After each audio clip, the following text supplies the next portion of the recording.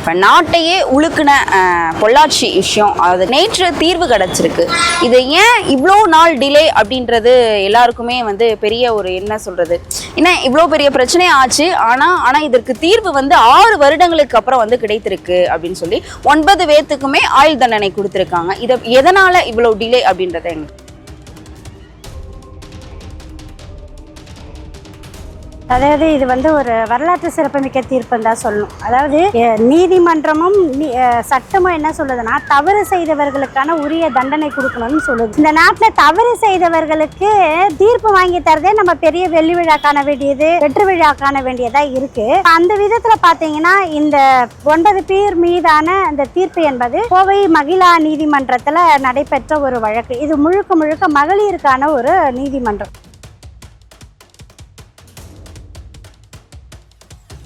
இதுல இந்த ஞானசேகரன் என்பவர் திமுகவினுடைய பொறுப்பாளராக இருப்பதாக செய்தி சொல்றாங்க. ஆனால் அது தவறு. ஏன்னா அவர் திமுகவினுடைய உறுப்பினர் கிடையாது. அந்த ஞானசேகரன் வேற, இந்த ஞானசேகரன் வேறன்றத சொல்லி இருக்கிறாங்க. இன்னொன்னு புகைப்படங்களை வச்சு நம்ம இன்னைக்கு சோசியல் மீடியாலாம் சொல்றாங்க, நீங்க அவர் கூட போட்டோ எடுத்தீங்க, இவர் கூட போட்டோ எடுத்தீங்க அப்படின்னு சொல்லி.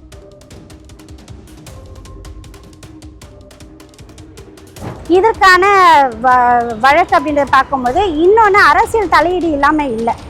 ஏன்னா போன ஆட்சியில் போடப்பட்ட வழக்கினுடைய தீர்ப்பு இந்த ஆட்சியில் வருது. இப்போ இந்த 6 ஆண்டுகள்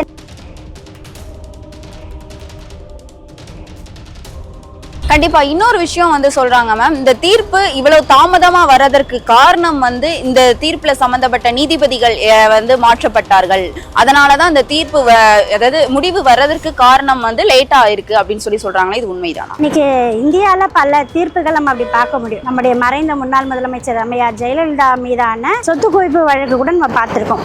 எப்போ போடப்பட்ட அந்த வழக்கு அவங்க மறைந்த சமயத்துல தான் அந்த தீர்ப்பு இறுதியான தீர்ப்பு உச்ச நீதிமன்றத்துல காலதாமதங்கள் ஏற்படுத்துவதை அரசும் சரி, அரசு அதிகாரிகளுக்கும் சரி,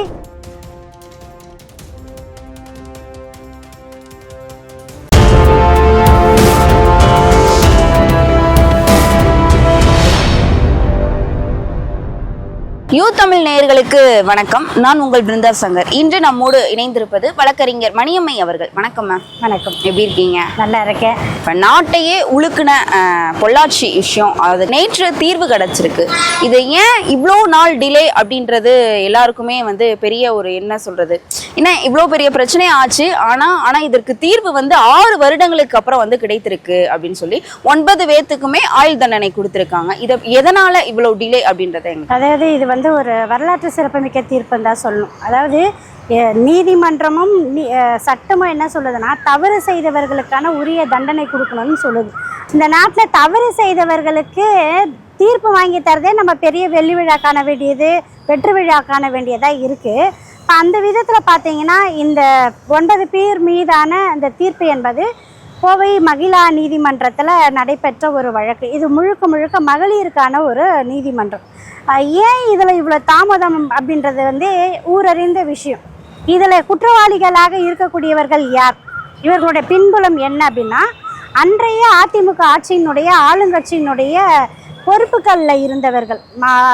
மாணவரணி பொறுப்பாளராக இருந்திருக்காங்க, அதுக்கப்புறம் சேர்மனாக இருந்திருக்காங்க. இது போல் இந்த பொறுப்பாளர்களாக இருந்த இவர்கள் செய்த ஒரு அநியாய அக்கிரமம் தான் பெண்கள் மீது தொடுக்கப்பட்ட ஒரு பாலியல் வன்கொடுமைகள். பெண்களை அவர்கள் கல்லூரி படிக்கக்கூடிய பெண்களை இதை திட்டமிட்டு இது மாதிரியான தவறுகளை செய்வதற்காக கூட்டம் கூட்டமாக குழுவாக இதை ஏற்பாடு செய்து இந்த மாதிரி சுமார் 250 பெண்கள் அப்படின்னு சொல்கிறாங்க, அவர்களுக்கு எதிரான இந்த தாக்குதல் நடந்திருக்கு. அதற்கான தீர்வு என்பது சட்டத்தின் மூலமாக 6 ஆண்டுகள் பிறகு வந்திருக்கு. இது உள்ளபடியே எல்லாருமே வரவேற்க வேண்டிய ஒரு தீர்ப்பு. கண்டிப்பா மேம். இவங்களுக்கு எந்த மாதிரியான கேசஸ் போடப்பட்டிருக்கு பாத்தீங்க அப்படின்னா, IBC 120B 366 370 370D அப்புறம் 509 அப்படின்னு சொல்லிட்டு 5 வழக்குகள் அவர்கள் மேல பதிவு பண்ணியிருக்காங்க. இதற்கு மேல வேற ஏதும் வழக்குகள் அவர் மேல பதிவு பண்ணியிருக்காங்களா? இந்த வழக்குலாம் எதன் அடிப்படையில் அமைந்திருக்கு? இல்லை, என்னென்ன வழக்குகள்ல போட முடியுமோ அந்த வழக்குகள் தான் போட்டிருக்காங்க. பெண்களை அச்சுறுத்தல், பாலியல் வன்புணர்வு செய்தல், அதே போல் கடத்தி வைக்கிறதல், இந்த மாதிரியான 509 IPC இந்திய தண்டனை சட்டத்தில் இருக்கக்கூடிய உச்சபட்ச தண்டனை, இந்த மாதிரியான வழக்குகள் போட்டிருக்காங்க. அப்போது எந்த விதத்திலும் இவர்கள் தப்பித்து கொள்ள முடியாத அளவுக்கு தான் வழக்கு பதிவு செய்யப்பட்டிருக்கு. 1500 பக்கங்கள் சார்ஜ் ஷீட் போட்டிருக்கிறாங்க, எஃப்ஐஆர் போட்டிருக்காங்க. அந்த சார்ஜ் ஷீட்டே கூட வந்து அந்த மறுபடியும் அடிஷ்னல் சார்ஜ் ஷீட்லாம் போட்டிருக்காங்க. அதாவது குற்றப்பத்திரிகை என்று சொல்லக்கூடியது அதை தான் சார்ஜ் ஷீட். இப்படி வந்து இந்த வழக்கு தொடர்ச்சியாக நடந்து தமிழ்நாடு அரசாங்கம் அன்றைக்கு இருந்த எடப்பாடி பழனிசாமி அவர்கள் மார்த்தட்டி இன்னைக்கு சொல்லிக்கிறார்ல, நான் தான் சிபிஐக்கு உத்தரவிட்டேன்னு சொல்லி, அப்படி ஒரு நிர்பந்தம் இவருக்கு ஏற்பட்டது. ஏன்னா வழக்கு வந்து சரியான முறையில் போல, காவல்துறையெல்லாம் குற்றவாளிகளுக்கு ஆதரவாக இருக்கிறாங்கன்ற பட்சத்தில் தான் தமிழ்நாட்டில் இருக்கக்கூடிய பெண்கள் அமைப்புகள், மாதர் சங்கம், திராவிட முன்னேற்ற கழகம் உள்ளிட்ட பல அமைப்புகள் எதிர்த்து இதை போராடினதனுடைய விளைவு அது மாற்றம் செய்யப்பட்டிருக்குது. இவர்கள் மீது போடப்பட்ட இந்த செக்ஷன்ஸ், பிரிவுகள், பெண்களுக்கு எதிரான குற்றச்செயல்களில் ஈடுபடக்கூடியவர்களுக்கு என்ன தண்டனை வழங்க வேண்டும் என்பதன் அடிப்படையில் போட்டு தான் அதற்கான தீர்ப்பு இன்னைக்கு வந்திருக்கு. அது மட்டும் இல்லாம, அதாவது பாதிக்கப்பட்டவர்களுக்கு 85 லட்சம் வந்து கொடுக்கறதா சொல்லியிருக்காங்க. கிட்டத்தட்ட 8 பெண்கள் வந்து பாதிக்கப்பட்டிருக்காங்க, 9 அக்யூஸ்ட் இருக்காங்க. இந்த 85 லட்சம்ன்றது ஸ்பிளிட் பண்ணி கொடுப்பாங்களா? இப்போ அதை வந்து அப்பீல் பண்றதுக்கும் முடியும் அப்படின்ற மாதிரி சொல்லியிருக்காங்க. அப்பீல் காலமும் வந்து 30 நாட்கள்னு சொல்லியிருக்காங்களே, இது அவங்க அப்பீல் பண்றதுக்கு வாய்ப்பு இருக்குதாமா? இல்லை, எல்லா வழக்குகளுக்குமே அப்பீல் போகிறதுக்கான வாய்ப்பு இருக்குது. நம்முடைய அரசியலமைப்பு சட்டம், நம்முடைய நீதித்துறை அப்படி தான். கீழமை நீதிமன்றம், அதற்கு பிறகு உயர்நீதிமன்றம், உயர்நீதிமன்றத்துக்கு பிறகு உச்ச நீதிமன்றம் அப்படின்ற அடிப்படையில் இருக்குது. பொதுவாக போக்சோ சட்டம் எடுத்துக்கிட்டாங்களே, protection of sexual offence from childrens, அதாவது பெண் குழந்தைகளுக்கு எதிரான அந்த அப்யூஸ், அதுதான் வந்து போக்சோ சட்டம். அந்த சட்டத்தின் மூலமாக பெண் குழந்தைகள் பாலியல் வன்புணர்வு செய்யப்பட்டால் அவர்களுக்கு வழங்கப்படக்கூடிய அந்த நிவாரணத் தொகை கூட உடனடியாக வழங்க வேண்டும் அப்படின்னு தான் சொல்லியிருக்காங்க. அதே போல் இது உமன் ஹராஸ்மெண்ட், இந்த மாதிரி பெண்களுக்கு எதிரான குற்றங்கள் அப்படின்ற அடிப்படையில் 85 லட்சம் கொடுத்துருக்காங்க. 10லேருந்து 15 லட்சம் வரைக்கும் அவர்களுக்கு வழங்கப்படலாம் அப்படின்னு சொல்லியிருக்காங்க. பணம் வந்து உடனே கொடுக்கப்படணும். அப்படி அடிப்படையில் பார்த்தீங்கன்னா 9 பெண்கள் இதில் புகார் கொடுத்து அதில் ஒரு பெண் வெளியில் போய் மொத்தம் 8 பேர் வந்து நிலைத்து நின்று இந்த வழக்கை வந்து சந்தித்து அதுக்கான முன்னெடுப்புகளை எடுத்திருக்காங்க. அவர்களுக்கு பாதிக்கப்பட்ட அந்த பெண்களுக்கான ஒரு நிவாரண தொகையை தான் வந்து உயர்நீதிமன்றம் வழங்கியிருக்கு. கண்டிப்பா மேம். இப்ப நீங்க சொல்லியிருந்தீங்க அதிமுக காலத்துல, அதிமுக ஆட்சியில இருந்தப்போ இந்த மாதிரியான கேசஸ் நடந்திருக்கு, அவங்களும் பொறுப்புல இருந்திருக்காங்க அப்படின்னு சொல்லிட்டு. இப்போ இந்த பீரியட்ல அண்ணா யூனிவர்சிட்டி பிரச்சனையும் நம்ம நாட்டையே உலுக்கிருக்கு அப்படின்னே சொல்லலாம். இப்போ அவர் ஞானசேகர் அவர் மேல இன்றைக்கு மீண்டும் ஒரு வழக்கு வந்து ஒரு பெண் வந்து கொடுத்திருக்காங்க. இதை சரிவர திமுக கையாளுமா அப்படின்றது ஒரு பெரிய பார்வையா இருக்கு. இது எப்படி? இல்லை, கையாள வேண்டும். முதலமைச்சர் அவர்கள் சட்டப்பேரவையில் சொல்லியிருக்காரு, பெண்கள் குழந்தைகளுக்கு எதிராக யார் நடந்தாலும் திராவிட மாடல் அரசு ஒருபொழுதும் அவர்கள் மீது நடவடிக்கை எடுக்கப்படாமல் விடமாட்டோம் அப்படின்றத சொல்லியிருக்காரு. நிச்சயமாக அதை நம்பவும் செய்யலாம். ஏன்னா நீங்கள் வந்து அவருடைய சொந்த கட்சியை சேர்ந்தவர்கள் கூட பெண்களுக்கு எதிரான விஷயங்கள், குற்றச்சாட்டுகள் வந்தால் கட்சியிலிருந்து நீக்கப்படுற செயல்களை நம்ம பார்த்துருக்குறோம்.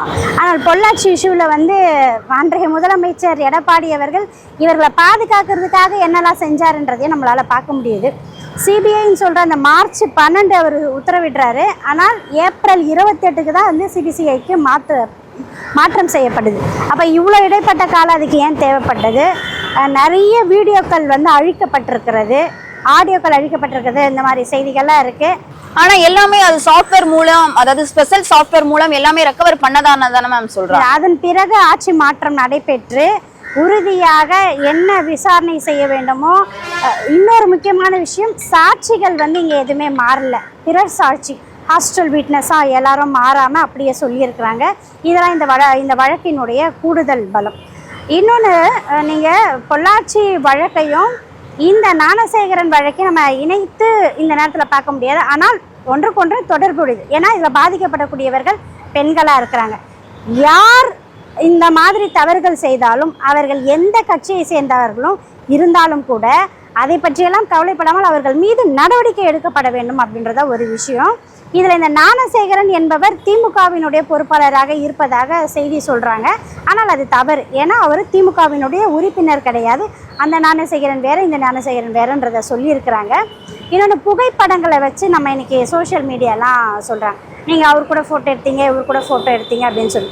இன்றைக்கு நம்ம உயர்நீதிமன்றத்துக்கு முன்னாடி நின்றுட்டுருக்கோம். ஒரு உயர்நீதிமன்ற நீதிபதி அவர்கள் ஒரு பொது நிகழ்ச்சியில் கலந்துக்க வராருன்னு சொன்னால் அதில் வழக்கறிஞர் மட்டுமல்ல, சாதாரண பொதுமக்கள் கூட என்ன சொல்லுவாங்க, ஹைகோர்ட்டு நீதிபதி வந்திருக்கிறாரு, ஜட்ஜு வந்திருக்கிறார், வாங்கன்னு சொல்லி ஃபோட்டோ எடுக்கிறது வந்து இயல்பான ஒரு விஷயந்தான். அதுக்காக நம்ம இவர் கூட நீங்கள் ஃபோட்டோ எடுத்துட்டீங்கன்னு நம்ம சொல்ல முடியாது. ஆனால் அதே சமயத்தில் குற்றம் செய்யப்பட்டவர் யாராக இருந்தாலும் நெற்றிக்கண் திறப்பினும் குற்றம் குற்றமே அப்படின்னு நம்ம கேள்விப்பட்ட அந்த பழமொழியின் அடிப்படையில் அவர்கள் மீது கைது செய்யப்பட வேண்டும். இன்னொன்று இதில் முக்கியமான விஷயம், நக்கீரன் பத்திரிகையுமே இந்த இடத்துல வந்து ரொம்ப பாராட்டணும். ஏன்னா இந்த வழக்கை வந்து வெளியில் வந்து மக்கள் மன்றத்திற்கு கொண்டு வந்தது அந்த ஊடகம்தான். எவ்வளவோ அச்சுறுத்தல் அவர்களுக்கு கொடுத்தாலும் கூட அதையெல்லாம் எதிர்த்து நின்னாங்க. உண்மையிலே ஊடகத்துறையில் அவருக்கு வந்து ஒரு பெரிய பாராட்டை தான் நம்ம வந்து செய்யணும். இந்த இடத்துல அதை பதிவு செய்கிறேன். கண்டிப்பா மேம். இப்போ வந்து விசிக தலைவர் திருமாவளவன் அவர்கள் என்ன சொல்லியிருக்காங்க அப்படின்னா, அதிமுக திமுக யாருமே இந்த வழக்கை வந்து உரிமை கொண்டாட முடியாது, இன்க்ளூட் விசிக கூட. இது வந்து ஒரு வழக்கா பதிவு பண்ணி நீதிமன்றத்துல இருந்து தீர்ப்பு வந்திருக்கு, இதை நம்ம வரவேற்க தான் செய்யணும். சேம் அதே மாதிரி அண்ணா யூனிவர்சிட்டியா இருக்கட்டும், இது போன்ற மற்ற வழக்குகளா இருக்கட்டும், கண்டிப்பாக அதாவது குறிப்பிட்ட அதற்கு கால இடைவெளி தாமதம் செய்யாம வந்து சீக்கிரம் வந்து விரைவில் அதுக்கு இது பண்ணி கொடுக்கணும், வழக்க முடிக்கணும் அப்படின்னு சொல்லியிருக்காங்களே, இதை பத்தி எப்படி நினைக்கிறீங்க? அதாவது நம்ம நாட்டில் ஒரு வழக்கம் உண்டு, வெற்றி பெற்றால் அதுக்கு நான் தான் சாட்சி, தோல்வி அடைந்தால் உடனே வந்து நீதான் சாட்சி, நீங்கள் தான் அதுக்கு காரணம்னு சொல்லி. இன்னைக்கு நம்ம பிரதமர் கூட பார்த்தீங்கன்னா ஏதாவது வெற்றி அடைஞ்ச ஒரு திட்டத்தை வந்து மார்த்தட்டி எங்கள் ஆட்சி நாங்கள் தான் இதை செஞ்சோம், உலகத்துக்கு அர்ப்பணிச்சோன்னு பெருமையாக பேசுவார். அதே ஒரு விஷயம் வந்து ஃபெயிலியர் ஆயிடுச்சுன்னா உடனே என்ன சொல்வார்னா, காங்கிரஸ் தான் இதுக்கு காரணம், செத்து போன ஜவஹர்லால் நேரு காரணம், இந்திரா காந்தி காரணம்னு சொல்வார். அந்த மாதிரி இது ஒரு அரசியலாக பார்க்கப்படுவதை விட இது நம்முடைய தமிழ்நாட்டை சேர்ந்த பெண்களுக்கு இப்படி ஒரு பாதிப்பு ஏற்பட்டிருக்கு. அண்ணா என்னை அடிக்காதீங்கண்ணா அப்படின்ற அந்த வார்த்தையை நம்மளால் அவ்வளோ சீக்கிரத்தில் எளிதாக மறந்துருக்க முடியாது. பொள்ளாச்சியில் நடந்த அது பெரிய அந்த அழுகை குரல், உன்னை நம்பி தானே நான் வந்தேன் அப்படின்னு சொல்கிற அந்த வார்த்தைகளை நம்ம மறந்துட முடியாது. அப்படி பார்க்கின்ற பொழுது அதிமுகவினுடைய பொறுப்பாளர்கள் தான் இதை வந்து இந்த தவறை செய்தார்கள். ஆனால் அன்றைய காலகட்டத்தில் அவர்களுக்கு பாதுகாப்பு கொடுத்தவரும் அதிமுகன்றதையும் மறந்துட முடியாது. இன்னொன்று, இந்த வழக்கை வழக்காக தான் பார்க்கணும். எந்த இடத்துலையுமே வந்து அப்படி பார்த்ததுனுடைய விளைவு தான் இன்றைக்கி வந்து இப்படி ஒரு நல்ல தீர்ப்பு கிடைச்சிருக்கு. நீங்கள் இதில் வந்து அரசியல் கட்சிகள் இணையாமல் இது நீதிமன்றத்தினுடைய பிடியில் விட்டுட்டு அவர்களுடைய கண்காணிப்பில் இந்த வழக்கு போனதுனாலுடைய விளைவு தான் இன்றைக்கு இப்பேற்பட்ட ஒரு தீர்ப்பு வந்திருக்கு. இதுக்கு முன்னாடி நம்ம சமீபத்தில் பார்த்த வழக்குகள்லாம் கூட உண்டு. ஒரு பெரிய என்ன சொல்கிற ஒரு நபர், நான் தான் வந்து இந்த நாட்டையே மாற்ற போகிறேன், அடுத்த ஆட்சி எங்களது அப்படிலாம் பேசின ஒருத்தர், இந்த இனம் மீட்கப்பட வேண்டும், மண்டியிடாத மண்ணெலாம் பேசினார். அவர் மீது ஒரு பாலியல் குற்றச்சாட்டு வரும்பொழுது அது என்னாச்சு, அந்த வழக்கு உச்ச நீதிமன்றத்துக்கு போகும்போது என்ன மாதிரியான தீர்ப்புகள் வந்ததெல்லாம் நம்ம பார்க்க முடிந்தது. அப்போது அரசியல் நீதித்துறையில் கலந்தால் அதற்கு வரக்கூடிய தீர்வு என்பது எப்படி, அதே அரசியல் கலக்காமல் சட்டம் தன்னுடைய கடமையை செய்யும், நீதித்துறை நீதிமன்றம் உண்மையான பாதிக்கப்பட்டவர்களுடைய பக்கம் நின்றால் அதுக்காக என்ன தீர்வுகள் வரும்ன்றதை நம்ம பார்த்துருக்கோம். அதனால் கட்சிகள் என்பது வெளியிலிருந்து தான் நம்ம பார்க்கணும். ஏன்னா சரியான வழக்கு இந்த விசாரணைக்கு போகலன்னும் பொழுது அதை எதிர்த்து நின்று அதற்காக குரல் கொடுத்த அந்த விதத்தில் அவர்களுடைய அந்த கிரெடிட்ஸ் நம்ம ஏற்றுக்கலாம். ஆனால் இது வந்து முழுக்க முழுக்க நீதிமன்றம் 100 பேருக்கு மேலே வந்து 100க்கும் மேற்பட்ட ஆவணங்கள் தாக்கல் செய்யப்பட்டிருக்கு, 40க்கும் மேற்பட்ட சாட்சியங்கள் கொடுக்கப்பட்டிருக்கு. டெக்னிக்கலாகவே வந்து என்னென்ன விதத்தில் 40 மேற்பட்ட சாட்சிகள் கொடுக்கப்பட்டிருக்கு. அப்போல்லாம் இதெல்லாம் ரொம்ப ஒரு முக்கியமான ஒரு விஷயமா இருக்குது. நீதிமன்றமும் வழக்கறிஞருக்கும் நம்ம இந்த இடத்துல பாராட்டு தெரிவிக்கணும். ஒரு வழக்கை மிகப்பெரிய அளவுக்கு தமிழ்நாடு ஏன் இந்தியாவை எதிர்பார்க்கக்கூடிய ஒரு வழக்கு, அதை வந்து சக்ஸஸாக கொண்டு போகணுன்னா அதுக்காக அவங்க எவ்வளோ உழைச்சிருப்பாங்க, இதெல்லாம் நம்ம பார்க்கணும். அந்த விதத்தில் பார்க்கும்போது தீர்ப்புக்கு வந்து நீங்கள் யாருன்னா போட்டு இது பண்ணிக்கலாம். இதை வந்து அரசியல் அழுத்தங்களால் இந்த தீர்ப்பு மிக விரைவாகவும் நல்ல தீர்ப்பாக வந்திருக்குதுன்றதை நம்ம எடுத்துக்கலாம். கண்டிப்பா. இன்னொரு விஷயம் வந்து சொல்றாங்க மேம், இந்த தீர்ப்பு இவ்வளவு தாமதமா வர்றதற்கு காரணம் வந்து இந்த தீர்ப்புல சம்பந்தப்பட்ட நீதிபதிகள் வந்து மாற்றப்பட்டார்கள், அதனாலதான் இந்த தீர்ப்பு அதாவது முடிவு வர்றதற்கு காரணம் வந்து லேட்டா இருக்கு அப்படின்னு சொல்றாங்களே, இது உண்மைதானா? இன்னைக்கு இந்தியாவில் பல தீர்ப்புகள் நம்ம அப்படி பார்க்க முடியும். நம்முடைய மறைந்த முன்னாள் முதலமைச்சர் அம்மையார் ஜெயலலிதா மீதான சொத்து குவிப்பு வழக்கு கூட நம்ம பார்த்துருக்கோம். எப்போ போடப்பட்ட அந்த வழக்கு அவங்க மறைந்த சமயத்தில் தான் அந்த தீர்ப்பு இறுதியான தீர்ப்பு உச்சநீதிமன்றத்தில் வந்தது. காலதாமதங்கள் ஏற்படுத்துவதை அரசும் சரி அரசு அதிகாரிகளுக்கும் சரி எப்படியெல்லாம் அதை செய்ய முடியுமோ அப்படி பண்றதுக்கான வாய்ப்புகள் நிறையவே இருக்கு. கண்டிப்பா மேம். இப்ப நீங்க சொன்னீங்க எக்ஸாம்பிளுக்கு வந்து ஒரு வழக்கு சொன்னீங்க. ஆனா அந்த வழக்குடைய ப்ரொசீஜர் வேற, இந்த வழக்கு மக்கள் சம்பந்தப்பட்டது, மக்களுக்காக முழுக்க மக்களுக்காக உள்ள வழக்கு, பெண்களுக்காக உள்ள வழக்கு இல்லையா? ஏன் இத இவ்வளவு தாமதமா, அதாவது 6 வருடங்கள் கழித்து இதோடைய தீர்ப்பு வந்திருக்கு அப்படின்னு தான் மக்கள் கோணத்துல இருக்கிற பெரிய கேள்வியா இருக்கு. இல்ல, நான் அதை தான் சொல்றேன். அந்த வழக்கு வேற இந்த வழக்கு வேறு தான். ஆனால் நான் சொல்ல வந்தது அந்த கால இடைவேளை தான் நான் சொல்றேன். ஒரு வழக்கு 30 ஆண்டுகளாக நடந்து தீர்ப்பு வருது அப்படின்ற பொழுது இது 6 ஆண்டுகளில் தீர்ப்பு வந்திருக்கு அப்படின்னா நீங்கள் வழக்கினுடைய தன்மைன்னு ஒன்று இருக்குது பார்த்தீங்களா? ஒரு வழக்கை நம்ம இன்றைக்கே போட்டால் நாளைக்கே எல்லாம் தீர்வெல்லாம் காணாது. ஏன்னா நம்ம அதை தீர விசாரிக்கணும். சாட்சியங்கள் நமக்கு முக்கியம். அரசு தரப்புலேருந்து குறுக்கு விசாரணை அதுக்கு முக்கியம். நீங்கள் எளிதாக மக்கள் இதை வந்து பார்த்துட்டு இருக்காங்க அப்படின்னு சொன்னாலும் எந்த மக்களுமே பொது தளத்தில் ஒரு நீதிமன்றத்தில் வந்து ஒரு சாட்சி சொல்வதற்கு தயாராக இருப்பாங்களா? எவ்வளோ பயப்படுவாங்க. அப்படிலாம் இருக்கும்போது இது ஒரு சென்சிட்டிவான ஒரு இஷ்யூ அப்படின்னும் போது இதற்கான வழக்கு அப்படின்றத பார்க்கும்போது இன்னொன்று அரசியல் தலையீடு இல்லாமல் இல்லை. ஏன்னா போன ஆட்சியில் போடப்பட்ட வழக்கினுடைய தீர்ப்பு இந்த ஆட்சியில் வருது. இப்போ இந்த 6 ஆண்டுகள் என்பது எப்படியெல்லாம் அவர்கள் வந்து காலதாமதம் செய்திருக்கிறார் அப்படின்றத பார்க்கணும். இன்னொன்று அரசியல் ரீதியான வழக்குன்னு பார்த்தா கூட 2G வழக்கை நீங்கள் கூட எடுத்துக்கலாம். அதில் பார்த்தீங்கன்னா நீங்கள் நீதிபதியே வந்து எதிர்த்தரப்பை வந்து கேள்வி கேட்டார். நீங்கள் என்ன வாய்தா வாங்கிட்டே இருக்கிறீங்க? குற்றம் சுமத்தப்பட்டவர் கூட தெளிவாக நின்று அதுக்கான பதிலை சொல்கிறாரு, அடுத்தடுத்த கட்டத்துக்கு போகிறாரு. ஆனால் குற்றம் சுமத்திய அரசு அதிகாரிகள் வந்து இத்தனை அளவுக்கு நீங்கள் அட்ஜஸ்ட்மெண்ட் கேட்குறீங்களா? நான் இது வரைக்கும் இந்த மாதிரி பார்த்தது இல்லைன்னு சொல்லி திட்டார். அப்படி அந்த மாதிரி வழக்குகள் என்ன சொல்கிறது, பல விசித்திரமான வழக்குகளும் நீதிமன்றங்களில் இருக்குது. அந்த விதத்தில் இது காலதாமதம் ஆனாலும் கூட நல்ல தீர்ப்பை வழங்கியிருக்கிற பட்சத்தில் நீதிமன்றத்திற்கு மீதும் நீதித்துறையின் மீதும் மக்களுக்கு வந்து அந்த மரியாதைன்றது கண்டிப்பா வரும் அப்படின்னு தான் சொல்லணும். பொள்ளாச்சி வழக்கு விதமா நிறைய விஷயங்களை வந்து எங்களோட பகிர்ந்தமைக்கு நன்றி மேம். நன்றி, வணக்கம்.